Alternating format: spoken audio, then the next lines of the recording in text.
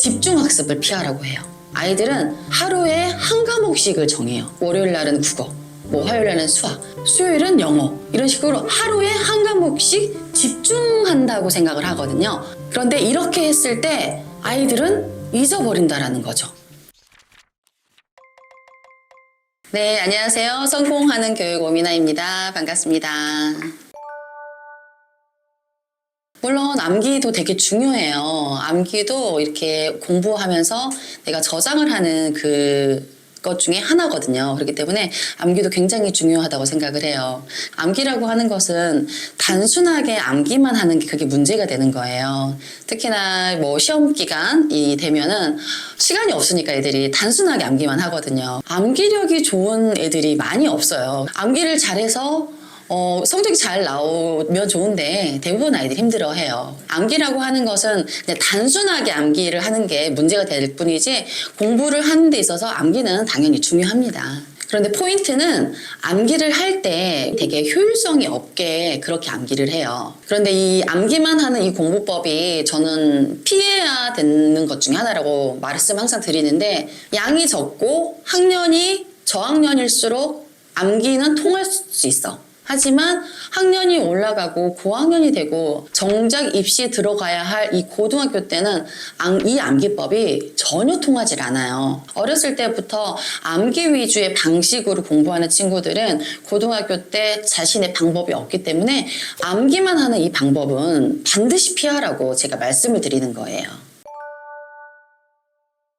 사실 공부를 잘하는 아이들은 이 장기 기억을 하고 있어요. 평상시에 이 아이들이 장기 기억으로 오랫동안 넘어가야 공부를 진짜 했다라고 저희는 보거든요. 근데 이 장기 기억의 핵심이 뭐냐면 바로 부호화 과정이 이루어져야 되는 거예요. 이 인간의 정보 프로세스라는 것 자체가 어떤 지식을 내가 저장을 했다. 그러면 이 부호화 과정이 이 작업 기억에서 장기 기억으로 넘어가게끔 이렇게 인간의 정보 프로세스가 되어 있는데, 대부분 아이들이 그냥 단기 기억에서 멈추고 장기 기억을 못 가는 이유가 인출 과정, 이 부호화 과정을 못하기 때문에 아이들이 장기 기억까지 가지 못하는 거거든요.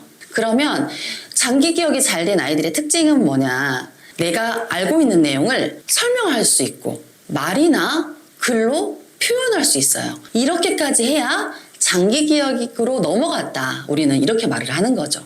단순하게 기억하는 것보다 장기 기억까지 가야지만이 이게 바로 진짜 공부고 진짜 암기력이 생기는 거라고 보시면 됩니다.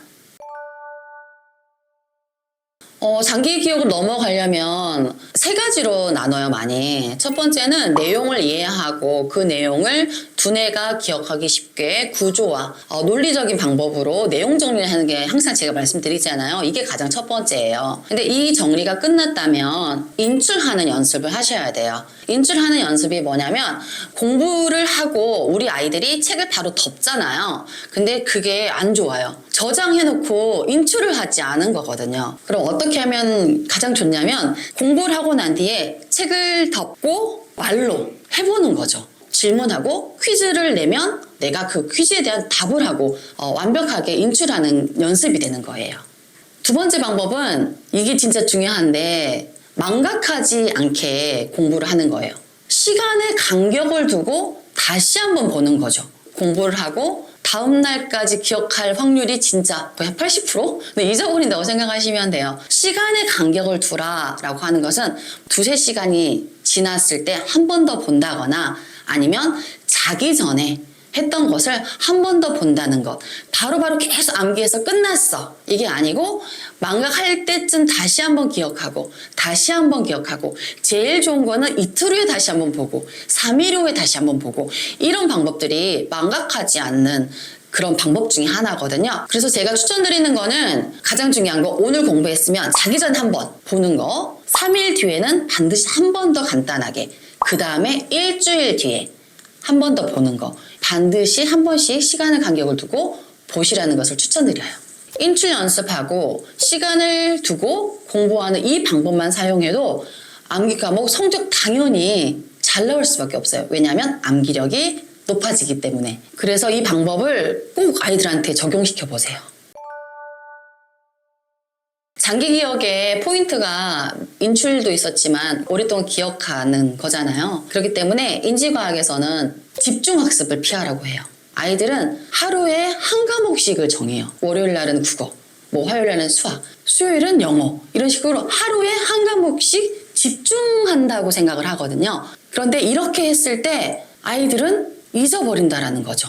왜? 월요일날 국어를 했어. 한참 뒤에 다시 볼 건데, 그쵸? 과목이 많으니까 한참 다시 보겠잖아요. 그럼 이미 잊어버리고 있다라는 거죠. 내가 오늘 3시간을 공부해야겠다 하면 한 과목을 3시간을 하는 게 아니라 2과목에서 3과목을 지정을 해서 한 과목당 1시간씩 하는 거죠. 이렇게 해서 2-3과목을 한 3일 정도로 계속 누적하는 방법이 가장 좋은 방법이에요. 애들이 시험 기간에 벼락치기 많이 하잖아요. 근데 이 벼락치기는 사실은 우리 식습관에서 폭식하고 같아요. 많이 먹고 나중에는 정말 안 먹는 거랑 다름없거든요. 그래서 앞으로 우리 애들이 집중학습을 할 게 아니라 시간을 간격을 두고 하는 이 분산학습, 이 두뇌가 좋아하는 이 방법대로 공부를 해야 된다라는 거죠. 당연히 있죠. 우리 부모님들이 옳은 말을 해도 아이들은 잔소리로만 들어요.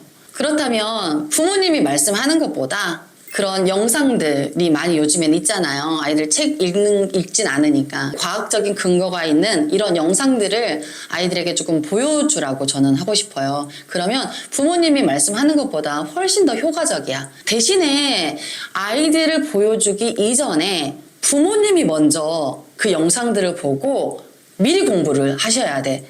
부모님이 그거를 이해하지 못한다거나 방식을 몰랐을 때는 대화를 못해.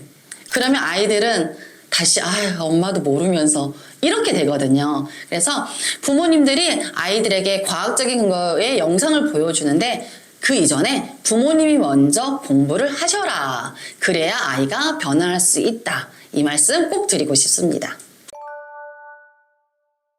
제 영상을 보고 부모님들이 가장 많이 하시는 말이 지금 될까요? 근데 지금 되거든요. 이 두뇌는 고정된 장치가 아니라 평생에 걸쳐서 과제를 수행하고 인식하면서 변화하거든요. 이 원리만 알면 지금부터 해도 늦지 않고 두뇌가 공부를 잘하게끔 변화할 수 있어요. 말씀드린 이 방법만 사용해도 아이들은 변해요. 대신에 우리 부모님들이 우리 아이들에게 같이 수행해 주세요. 올바른 방법, 공부 방법을 적용해서 암기력을 높여주시면 그러면 아이들이 두뇌 바뀌면서 공부도 잘하게 되고 또 나중에는 정말 암기력도 풍부해지는 이런 아이들이 될 거랍니다. 네, 이상 성공하는 교육 오미나였습니다.